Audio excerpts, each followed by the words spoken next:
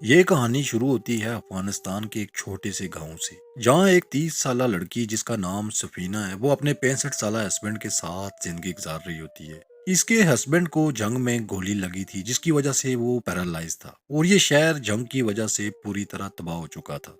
ऐसे हालात में भी सफीना अपने हस्बैंड का साथ नहीं छोड़ती और हर वक्त उसके साथ रहती है, उसका ख्याल रखती है और दिन रात उसके ठीक होने की दुआएं करती है। सफीना के साथ उसकी दो बच्चियां भी थी। उसने अपने हस्बैंड को एक डॉक्टर को दिखाया था जिसने कहा था कि ये 2 हफ्ते में ठीक हो जाएगा, लेकिन 4 हफ्ते गुजर जाते हैं और अभी तक उसके हस्बैंड की हालत में कोई फर्क नहीं पड़ता। घर में न खाने के लिए खाना था और न पीने के लिए पानी। इसके हस्बैंड की दवाई भी खत्म हो चुकी थी। सफीना एक मेडिकल स्टोर पे दवाई लेने जाती है, लेकिन वो मेडिकल स्टोर वाला भी उधार दवाई देने से मना कर देता है। अब लाचार मजबूर सफीना करती भी तो क्या करती, ना उसके पास कोई जॉब करने का मौका था क्योंकि शहर में जंग चल रही थी, और ना उसे कोई उधार देने के लिए तैयार था। वो चीनी और नमक मिक्स करके अपने हस्बैंड को पिलाती है ताकि वो जिंदा रह सके। इस शहर में कोई भी ऐसा नहीं था जिसके आगे वो हाथ फैलाती, स्वाय उसकी आंटी जरीना के।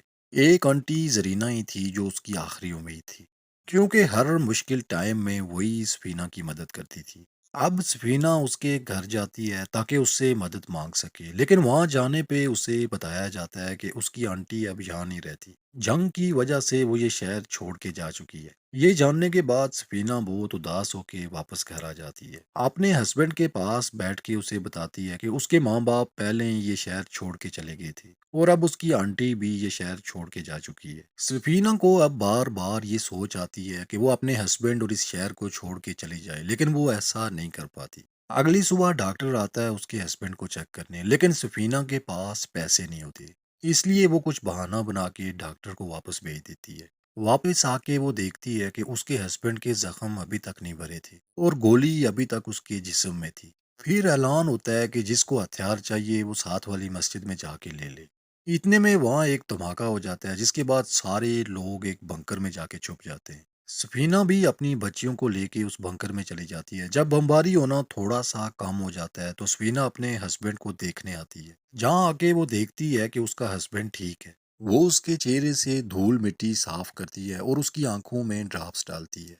वो अपने हस्बैंड के पास ही रहना चाहती थी, लेकिन उसी टाइम वहां फिर से टैंकर आ जाते हैं और दोबारा बमबारी शुरू हो जाती है। लगातार गोलियां चल रही होती हैं। फायरिंग की आवाज से वो बहुत ज्यादा डर जाती है और अपनी जान बचाने के लिए दोबारा बंकर में चली जाती है। इधर कुछ सिपाही उसके घर में आते हैं और घर में से सामान लेने लगते हैं। वो सफीना के हस्बैंड अब्दुल को भी मारने वाले होते हैं कि इतने में उनकी नजर कुरान पे पड़ती है, जिसे देख के वो कहते हैं कि ये एक अच्छा मुस्लिम है और उसे जिंदा छोड़ के निकल जाते हैं। जब जंग का माहौल थोड़ा ठंडा होता है तो सफीना दोबारा अपने घर में आती है, जहाँ वो देखती है कि उसके घर का सामान वही है और उसका हस्बैंड भी ठीक है। लेकिन इसी दौरान उसे अपनी पड़ोसी औरत की अजीब अंदाज में कुछ गाने की आवाज आती है। वो बाहर जाती है और वो उसे बताती है कि तालिबान ने मेरे पूरे खानदान को मार दिया है और उन्हें मार के उनकी लाशें वहीं लटका के चले गए हैं। सफीना ये सब देख के बहुत डिस्टर्ब हो जाती है और फाइनली अब वो फैसला करती है कि वो अब और यहाँ नहीं रहेगी।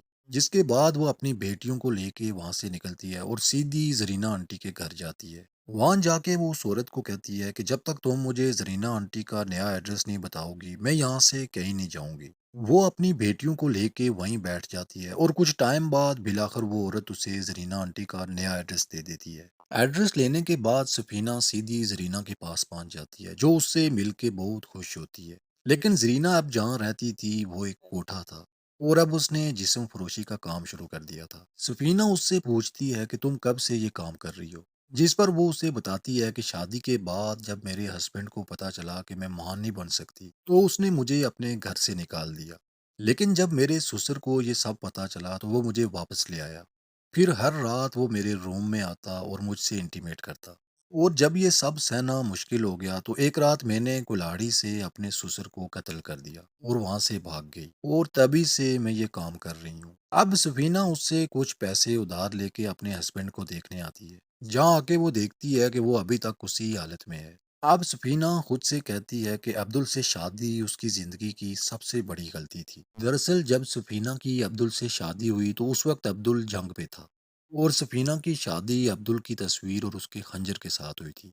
شادی کے 10 سال بعد تک سفینہ نے عبدل کا ساتھ نہیں پایا، اور ان 10 سالوں میں سفینہ کی ساس نے اسے کسی اور سے بات تک نہیں کرنے دی تھی۔ لیکن عبدل کا بھائی سفینہ پہ ڈورے ڈالا کرتا تھا اور اسے بری نظر سے دیکھتا تھا۔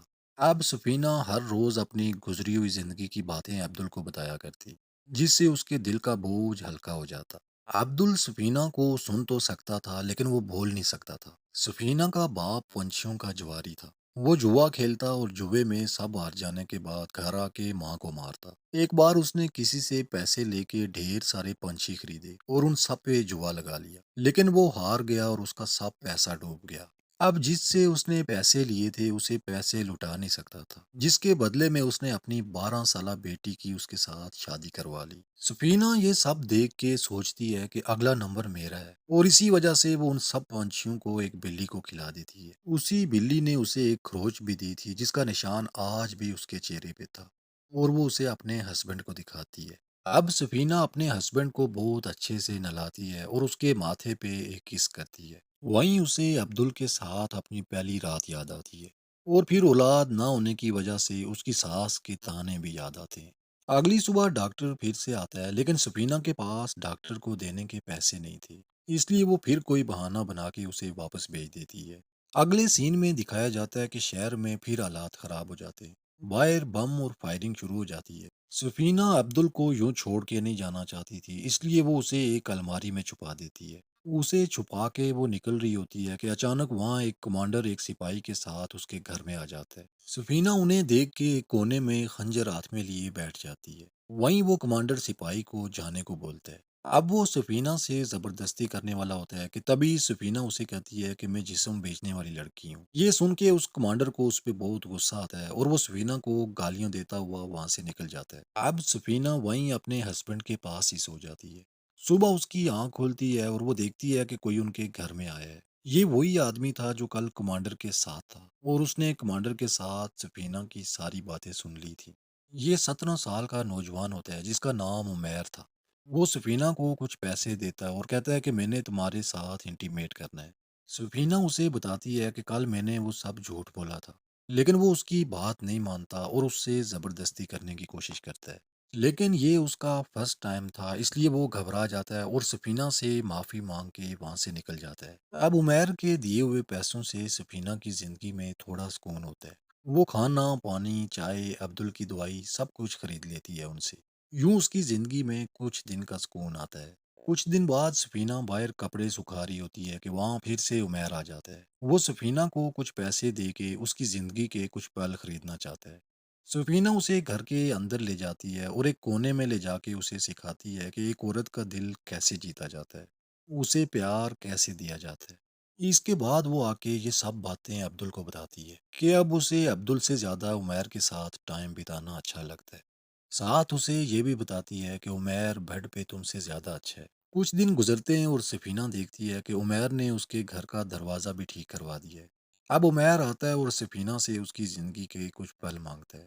سفینہ اسے لے جاتی ہے اور جب سفینہ اس کا جسم دیکھتی ہے تو وہاں بہت سی خراشیں ہوتی ہیں، اور سگریٹ کے ساتھ اس کی باڈی کو جلایا بھی کیا ہوتا ہے۔ یہ سب دیکھ کے سفینہ عمیر سے پوچھتی ہے کہ یہ کیا ہے، جس پر وہ اسے بتاتا ہے کہ اس کے ماں باپ مر گئے تھے اور اسے لا کے فوج میں بھرتی کر دیا گیا تھا۔ یہ سب کچھ فوج کی ٹریننگ کے دوران کیا گیا ہے۔ یہ سب جان کے سفینہ ایموشنل ہو جاتی ہے اور عمیر کو اپنی باہوں میں لے لیتی ہے۔ یہیں عمیر اسے بتاتا ہے کہ مجھے تم سے پیار ہو گیا ہے، جہاں سفینہ بھی اسے یہی بتاتی ہے کہ میری بھی یہی فیلنگز ہے تمہارے لیے۔ اگلی صبح سفینہ جاگتی ہے اور دیکھتی ہے کہ اس کے گھر کے سامنے عمیر نے اس کے لیے فریش فروٹ اور ایک سونے کا چین رکھا ہے، جسے دیکھ کے سفینہ خوش ہو جاتی ہے۔ اب سفینہ کو احساس ہوتا ہے کہ اصل پیار کیا ہوتا ہے۔ وہ بہت خوش ہوتی ہے اور سوچتی ہے کہ اصل پیار تو یہ ہے۔ عبدل کے ساتھ تو زبردستی کا بندھن تھا۔ اب سفینہ بہت اچھے سے تیار ہوتی ہے کیونکہ آج عمیر آنے والا تھا، اور ساتھ ہی اپنے ہسبینڈ عبدل کو بتاتی ہے کہ وہ بہت جلد تمہیں اور تمہارے بچوں کو چھوڑ کے جانے والی ہے۔ بچوں کے بارے میں وہ اسے بتاتی ہے کہ وہ بچے تمہارے نہیں ہیں، اصل میں میری شادی ہوئی اور جب اولاد نہیں ہو رہی تھی تو میری ساس مجھے بہت گالیاں دیتی تھی۔ انہی گالیوں سے تنگ آ کے میں نے کسی اور کے ساتھ جانے کا فیصلہ کیا۔ پھر مجھے زرینہ آنٹی ایک مرد کے پاس لے گئی جہاں میں نے اس کے ساتھ راتیں گزاری اور مجھے اولاد ہوئی، جس کے بعد میری ساس بھی خوش ہو گئی۔ اصل میں مسئلہ سفینہ میں نہیں تھا بلکہ مسئلہ عبدل میں تھا۔ یہ سب سن کے عبدل، جو پوری مووی میں ایک پتھر بنا پڑا تھا، اس کی آنکھیں کھلنے لگتی ہیں۔ ہوش آنے کے بعد وہ سفینہ کا گلا دبا کے اسے مارنے والا ہوتا ہے کہ اتنے میں سفینہ اسی کے خنجر سے اسے قتل کر دیتی ہے۔ ادھر عمیر بھی پہنچ جاتا ہے جو اسے عبدل کو قتل کرتے ہوئے دیکھ لیتا ہے، اور سفینہ کے چہرے پہ بھی ایک فاتحانہ مسکراہٹ ہوتی ہے، یعنی کہ وہ عمیر کو بتا رہی ہوتی ہے کہ وہ ہمیشہ ہمیشہ کے لیے آزاد ہو چکی ہے، اور اب وہ پوری طرح تیار ہے تمہارے ساتھ ایک نئی زندگی شروع کرنے کے لیے۔ اور یہیں اس مووی کا